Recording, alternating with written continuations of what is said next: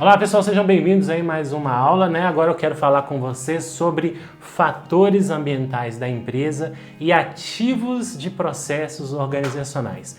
Quem está estudando para a certificação CAPM e PMP vai se deparar muito com isso nos processos, né? Nos 49 processos. Tem processo que tem ativos de processos organizacionais como entrada, outros têm fatores ambientais da empresa também como entrada, alguns geram algumas saídas que são atualizações. Eu quero chamar a atenção a essa questão seguinte: todos fatores ambientais da empresa e os ativos de processos organizacionais sempre serão entradas em processos, ok? Jamais ferramentas e técnicas, jamais saída, tá bom? O que nós temos de saída é atualizações dos ativos de processos organizacionais, atualizações dos fatores ambientais da empresa como um resultado do processo. Gerou uma atualização, criou um novo documento, um novo procedimento, então isso é incorporado a fatores ambientais da empresa ou ativos de processo. E qual que é a diferença entre esses dois? Olha só, quando eu falo a palavra ativos, eu estou me referindo muitas vezes a patrimônio, ok? E aí quando eu falo de patrimônio, ele pode ser material e pode ser imaterial. Por exemplo, conhecimento, né, é um patrimônio imaterial, né, da organização. Se ela tem uma gestão de conhecimento, ela gera, por exemplo, lições aprendidas e, portanto, lições aprendidas, né, são ativos de processos organizacionais, ok?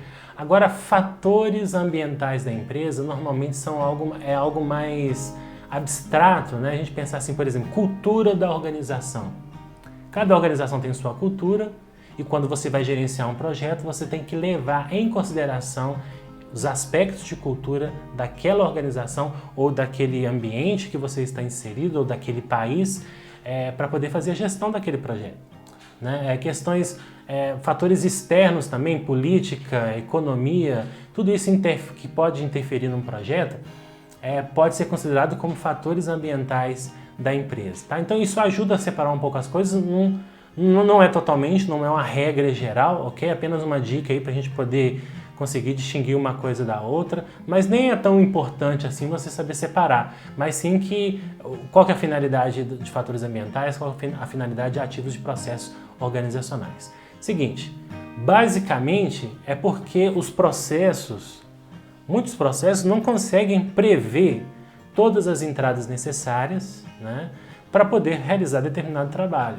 E a forma de generalizar isso é chamar de ativos de processos, é chamar de fatores ambientais, ou então, né, é uma maneira assim de não, ao invés de eu ter que detalhar tudo, lições aprendidas, histórico de projetos anteriores, eu condenso tudo e falo o seguinte: pronto, ativos de processos organizacionais. Fica mais direto, mais simples, mais curto, né?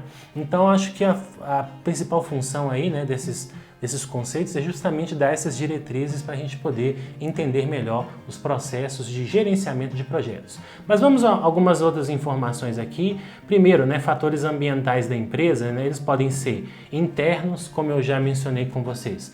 Cultura, estrutura, governança, tudo isso são fatores ambientais, ok? Mas também distribuição geográfica, a maneira como o projeto está distribuído, a empresa está distribuída, a infraestrutura, né, os softwares, disponibilidade de recursos, etc. Isso são considerados fatores ambientais da empresa internos. Os externos podem ser condições de mercado, restrições legais, banco de dados comerciais, já não é mais o banco de dados da empresa, interno, não é um ativo, e sim algo do mercado, do comércio, que aí eu busco informações para poder isso me ajudar dentro do meu projeto, tá bem?